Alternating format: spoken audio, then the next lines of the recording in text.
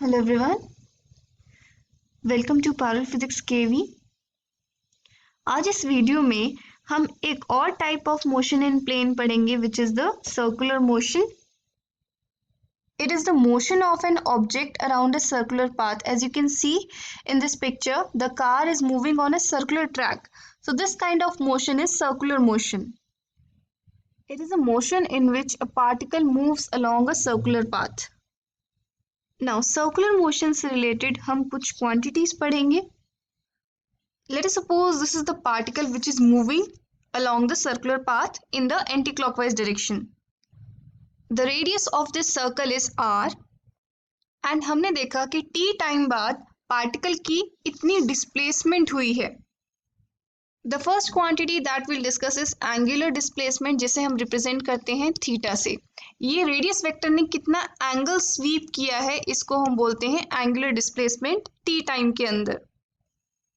It is the angle swept by the radius vector in certain time. Let us suppose पहले इस particle की position थी A और t time बाद इस पार्टिकल की पोजीशन है B. Then AB, this length is the arc length. Then theta is given by arc length divided by radius. Now angular displacement is basically the angle और angle की unit होती है radiance. So angular displacement की क्या unit होगी? It will B radian represented by RAD. Now the second quantity is angular velocity which is represented by omega.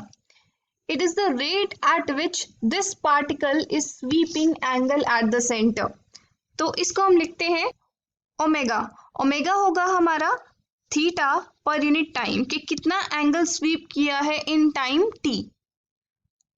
अगर हमारा rate variable है it means the omega is changing with time. ये particle की speed change हो रही है, कभी ज़्यादा हो रही है कभी कम हो रही है, तो हम इसको रिप्रेजेंट करेंगे d theta upon dt which is the instantaneous angular velocity. अगर पार्टिकल यूनिफॉर्मली मूव कर रहा है इसको हम delta theta upon delta T भी लिख सकते हैं कि डेल्टा टी टाइम में उसने डेल्टा थीटा एंगल स्वीप किया.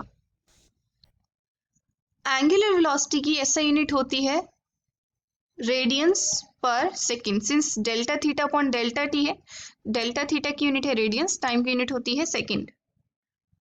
Now third quantity associated with it is angular acceleration.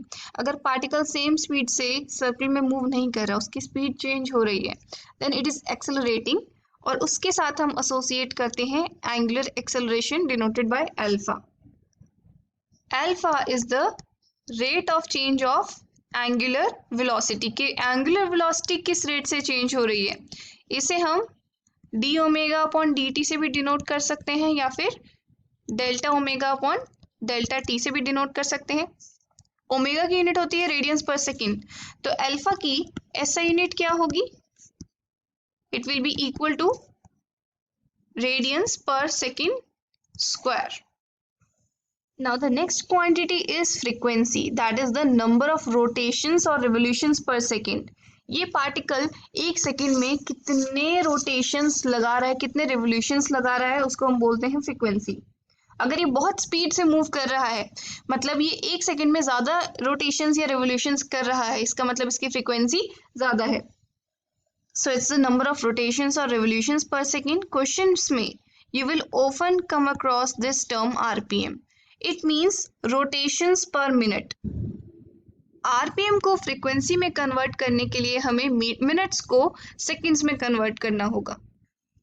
हमारी एंगुलर फ्रीक्वेंसी और ये फ्रीक्वेंसी, सिंपल फ्रीक्वेंसी रिलेटेड होती हैं by this relation omega is equal to 2 pi nu. और frequency की ऐसा यूनिट होती है हर्ट्ज, जिसे हम Hz से रिप्रेजेंट करते हैं. इसके लिए हम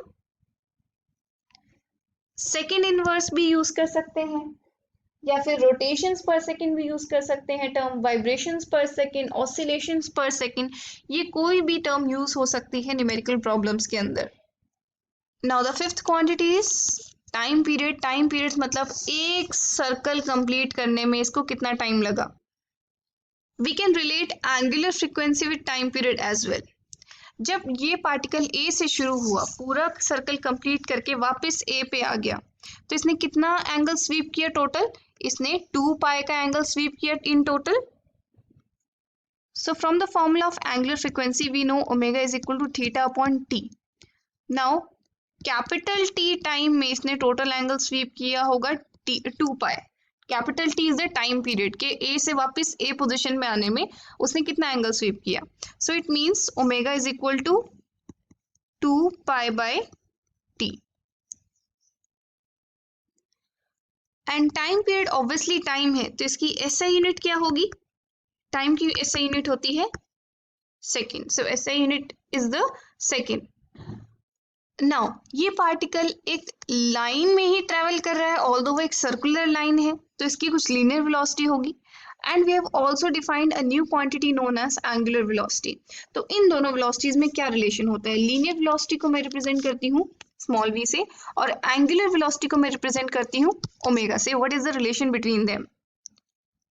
late us suppose t time में हमारा पार्टिकल A से B पोजीशन तक पहुंचा, इसने थीटा एंगल स्वीप किया. Then we know theta is equal to arc length. Arc length कितनी है? AB divided by the radius. Let me differentiate it with respect to time. On differentiating I will get this. यहाँ पर A से B तक जाने में particle की हर बार same radius रही है, तो यहाँ पर मैं इस 1/r को बाहर ले सकती हूँ since it's a constant. So I will gate d by dt of AB.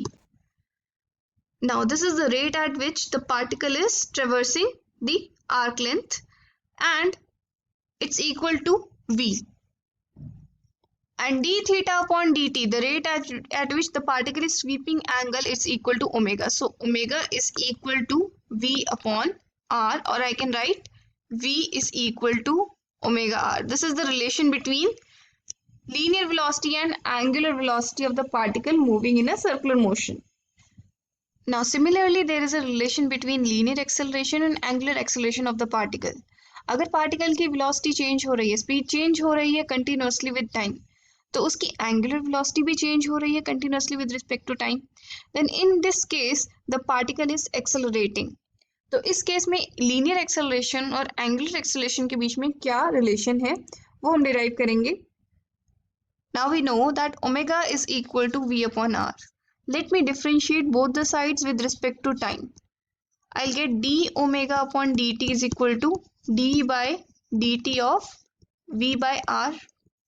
Now, this is the rate of change of angular velocity with respect to time, जिसे मैं बोलती हूँ alpha. And it is equal to, देखो यहाँ पर right side पे 1 upon r constant है. Through out the motion radius तो कांस्टेंट ही है, तो मैं इसको बाहर ले सकती हूँ 1 upon r and I get d upon dt of velocity, linear velocity or linear speed. Then in this case this is equal to dv by dt is linear acceleration. तो मुझे रिलेशन मिलता है alpha is equal to a by r और a is equal to alpha times r. This is the relation between the two accelerations. So these were some basic concepts which will help us in analyzing uniform circular motion and non-uniform circular motion in the upcoming videos. That's all for now. Have a good day.